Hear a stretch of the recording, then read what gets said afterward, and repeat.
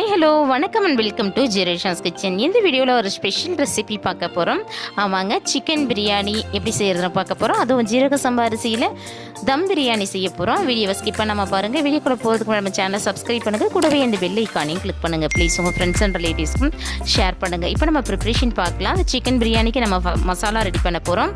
அதுக்கு ஒரு பெரிய பீஸ் பட்டையை கட் பண்ணி வச்சுருக்கேன். கூடவே 5 ஏலக்காய், 6 கிராம்பு, நட்சத்திர சோம்பு, ஜாவித்ரி சிறிதளவு, கல்பாசி சிறிதளவு, 1/2 டீஸ்பூன் மிளகு, 1/2 டீஸ்பூன் சோம்பு, 1/2 டீஸ்பூன் ஜீரகம், இது எல்லாத்தையும் எடுத்து வச்சுருக்கேன். இப்போ இதை நம்ம ஒரு பேனில் சேர்த்து ட்ரை ரோஸ்ட் பண்ண போகிறோம். ஆயில் இதுவும் சேர்க்க வேணாம். இதை நல்லா ரோஸ்ட் பண்ணிக்கலாம். ரோஸ்ட் பண்ண இந்த மசாலா நல்லா ஆறின பிறகு ஒரு மிக்ஸி ஜாரில் சேர்க்க போகிறோம். ஒரு மிக்ஸி ஜாரில் சேர்த்து இதை நல்லா நம்ம அரைச்சி எடுத்துக்கலாம். இப்போ இது கூட ஒரு கைப்பிடி அளவு புதினா, மல்லி, இது ரெண்டுத்தையும் சேர்த்து மறுபடியும் இதை ஒரு ஃபைன் பேஸ்ட்டாக நம்ம ரெடி பண்ணிக்கலாம். ஸோ இதை போல் அரைச்சி எடுத்துக்கோங்க. இப்போ நான் 1 கிலோ சிக்கனை நல்லா வாஷ் பண்ணி எடுத்து வச்சுருக்கேன். ஸோ பீசஸ் இந்த மாதிரி நீங்கள் பெருசாக கூட போட்டுக்கலாம், இல்லை சின்ன சின்ன பீசஸாக வேணாலும் கட் பண்ணிக்கலாம். இப்போ இது கூட நம்ம அரைச்சி வச்சுருக்கிற பேஸ்ட்டை சேர்த்துக்கலாம். கூடவே 1/4 டீஸ்பூன் மஞ்சத்தூள், 1/2 டீஸ்பூன் மிளகாய் தூள், 1/2 டீஸ்பூன் உப்பு, 1/2 கப் தயிர், இது எல்லாத்தையும் சேர்த்து நல்லா மிக்ஸ் பண்ணிக்கலாம். இப்போ இது கூட 1 ஸ்பூன் இஞ்சி பூண்டு விழுதையும் சேர்த்து நல்லா கலந்து விட்டுக்கலாம். கலந்த இந்த மசாலா எல்லாம் ஒரு அரை மணி நேரத்துலேருந்து 1 மணி நேரம் வரை நல்லா ஊறணுங்க. ஸோ இது ஒரு பக்கம் இருக்கட்டும். இப்போ நம்ம பிரியாணிக்கு தாளிப்பு கொடுத்துடலாம். அதுக்கு ஒரு பாத்திரத்தை ஹீட் பண்ணி 2லேருந்து 3 குழிக்கரண்டி அளவு எண்ணெயை சேர்த்துக்கலாம். கூடவே 2 ஸ்பூன் கீ சேர்த்துக்கலாம். எண்ணெய் நல்லா சூடானதும் ஒரு சின்ன பீஸ் பட்டை, 2 ஏலக்காய், 3 கிராம்பு, கொஞ்சம் கல்பாசி, ஒரு பே லீஃப், இது எல்லாத்தையும் நம்ம சேர்த்துக்கலாம். இது எல்லாம் சேர்த்து பொரிஞ்சதும் இது கூட 4 பெரிய சைஸ் வெங்காயத்தை பொடியாக கட் பண்ணி வச்சுருக்கேன். அதை சேர்த்து நல்லா நம்ம ரோஸ்ட் பண்ண போகிறோம். பிரியாணிக்கு ஆனியன் எந்த அளவுக்கு ரோஸ்ட் ஆகுதோ அந்தளவுக்கு பிரியாணி டேஸ்ட்டாக இருக்குங்க. ஸோ ஆனியனை நல்லா ஃப்ரை பண்ணி எடுத்துக்கலாம். அதாவது பொன்னிறமாக வர வரையும் ஆனியனை வதக்கிட போகிறோம். இப்போ இதில் 2 ஸ்பூன் இஞ்சி பூண்டு விழுது சேர்த்துக்கலாம். இஞ்சி பூண்டு விழுது சேர்க்கும்பொழுது பாத்திரம் அடிப்பிடிக்கும். ஸோ ஸ்டவ்வை லோ ஃப்ளேமில் வச்சுட்டு இஞ்சி பூண்டு விழுதை நல்லா வதக்கிக்கலாம், அது பச்சை வாசனை போகிற வரையும். இப்போ இது கூட 4 பெரிய சைஸ் தக்காளியை பொடியாக கட் பண்ணி வச்சுருக்கேன். கூடவே 3 பச்சை மிளகாவை நீல வாக்கில் கீறி வச்சுருக்கேன். இது எல்லாத்தையும் சேர்த்து நல்லா கலந்து விட்டுக்கலாம்.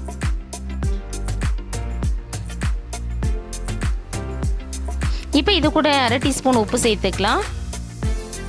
கூடவே 1/4 டீஸ்பூன் மஞ்சத்தூள், 1/2 டீஸ்பூன் மிளகாய் தூள் சேர்த்து நல்லா கலந்து விட்டுக்கலாம். உங்களுக்கு காரம் இன்னும் தேவையாக இருந்தால் நீங்கள் சேர்த்துக்கலாம். நான் குழந்தைங்க இருக்கிறதுனால காரத்தை குறைவாக சேர்த்துக்கிறேன்.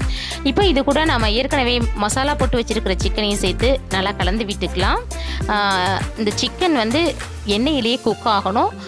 ஸோ ஸ்டவ்வை ஹை ஃப்ளேமில் வச்சு இதை நல்லா கலந்து விட்டுக்கிட்டே இருங்க. இப்போ இதுக்கு ஒரு மூடியை போட்டு ஒரு 10 நிமிஷம் இதை நம்ம குக் பண்ண போகிறோம். ஸ்டவ்வை லோ ஃப்ளேமில் வச்சு ஒரு 10 நிமிஷம் இதை குக் பண்ணி எடுத்துக்கலாம். இது தம் பிரியாணிங்கிறதுனால நம்ம அரிசியை தனியாக வேக வச்சு எடுக்க போகிறோம். அதுக்கு ஒரு பாத்திரத்தில் தண்ணியை ஹீட் பண்ணி வச்சுருக்கேன். இப்போ இதில் 1/2 கிலோ ஜீரக சம்பா அரிசியை 10 நிமிஷம் தண்ணியில் ஊற வச்சு வடித்து வச்சுருக்கேன். அதை சேர்த்து நல்லா வேக வச்சுக்கலாம். இது கூட தேவையான அளவு உப்பு சேர்த்துக்கலாம். உப்பை கொஞ்சம் தூக்கலாக சேர்த்துக்கோங்க. கூட கொஞ்சம் மசாலாவையும் சேர்த்துக்கலாம். இதுக்கு ஒரு மூடியை போட்டு இது நல்லா வேகிற வரையும், அதாவது அரிசி ஒரு 60% அளவு குக் ஆகணும். ஸோ நல்லா கலந்து விட்டு ஒரு மூடியை போட்டு நல்லா வேக வச்சிடலாம். இப்போ நம்ம சிக்கனை பார்க்கலாம். சிக்கன் பாருங்கள் நல்லா வெந்து வந்திருக்கு. இது இன்னும் கொஞ்சம் வேகிறதுக்கு நம்ம ஒரு கிளாஸ் அளவு தண்ணியை சேர்த்து நல்லா கலந்து விட்டு மறுபடியும் இதுக்கு மூடியை போட்டு ஸ்டவ்வை லோ ஃப்ளேம்லேயே வச்சு வேக வைக்கலாம். இப்போது அரிசி பாருங்கள் ஒரு நல்லா வெந்து வந்திருக்கு. அதாவது பாதி வெந்து பாதி வேகாமல் அந்த மாதிரி இருக்கணும். இந்த டைமில் நம்ம அரிசியை வடிக்க போகிறோம். அரிசியை வடிக்கும்பொழுது நீங்கள் எல்லா தண்ணியும் வடிக்க வேணாம். ஒரு 3/4 கிளாஸ் அல்லது 1 கிளாஸ் அளவுக்கு தண்ணி இருக்கிற மாதிரி இதை வடித்து எடுத்துக்கலாம். இப்போ சிக்கன் கூட ஓரளவு நல்லாவே ரெடி ஆகிடுச்சிங்க. இப்போ இதில் நாம் வேக வச்சுருக்கிற அரிசியை சேர்க்க போகிறோம். ஸோ இப்போ இதெல்லாம் சேர்த்துட்டு நீங்கள் நல்லா கலந்து விட்டுக்கலாம். இது லேயர் பிரியாணியில், அதனால் நீங்கள் அடி வரையும் நல்லா கலந்து விட்டுக்கலாம். கலந்து நல்லா இதை போல் ஈக்குவல் பண்ணி விட்டுருங்க. இப்போ நான் 1 லெமனை பிழிஞ்சு ஜூஸ் எடுத்து வச்சுருக்கேன். அதை இது கூட சேர்த்துக்கிறேன். கூடவே 2 ஸ்பூன் கீ சேர்த்துக்கலாம். தென் பொடியாக கட் பண்ணி வச்சுருக்கிற மல்லி இலையும் சேர்த்துக்கலாம். ஃபைனலாக முந்திரி பருப்பை நான் நெய்யில் ஃப்ரை பண்ணி வச்சுருக்கேன், அதையும் இது கூட சேர்த்துக்கிறேன். சரி, இதுக்கு ஒரு மூடியை போட்டுக்கலாம். மூடியை போட்டு இப்போ நம்ம தம் போட போகிறோம். ஸோ ஒரு 2 நிமிஷம் ஸ்டவ்வை ஹை ஃப்ளேமில் வச்சுக்கோங்க. 10 நிமிஷம் ஸ்டவ்வை லோ ஃப்ளேமில் வச்சு இதை நம்ம தம் போட்டுக்கலாம்.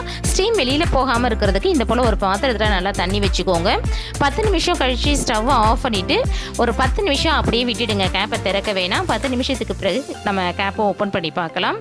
பாருங்கள், பிரியாணி நல்லா வாசனையாக சூப்பராக ரெடி ஆகிடுச்சு. இப்போ ஒரு கரண்டியால் சைட்லேருந்து பிரியாணி எடுங்க. எப்பயுமே பிரியாணி செய்யும்போது இந்த மாதிரி ஓரங்கள்லேருந்து தான் நம்ம கலந்து விடணும். பாருங்கள், அரிசி நல்லா பொலன்னு வந்திருக்குங்க. உண்மையிலேயே ரொம்ப டேஸ்ட்டாக இருந்துச்சு. அப்படியே கீழெல்லாம் பார்த்தீங்கன்னா நல்லா ஹோட்டல் பிரியாணிலாம் போல் அங்கங்கே சாந்தாக இருந்துச்சு. ரொம்பவே டேஸ்டியாக இருந்துச்சு. டேஸ்ட்டும் நல்லா இருந்துச்சிங்க. கண்டிப்பாக அந்த ரெசிபி உங்கள் எல்லாருக்குமே ரொம்ப பிடிக்கும்னு நினைக்கிறேன். நீங்களும் ட்ரை பண்ணி பாருங்கள். உங்களுடைய மேலான கருத்துக்களை கமெண்ட்ஸில் சொல்லுங்கள். இந்த வீடியோ உங்களுக்கு பிடிச்சிருந்துச்சுன்னா லைக் பண்ணுங்கள், ஷேர் பண்ணுங்கள்.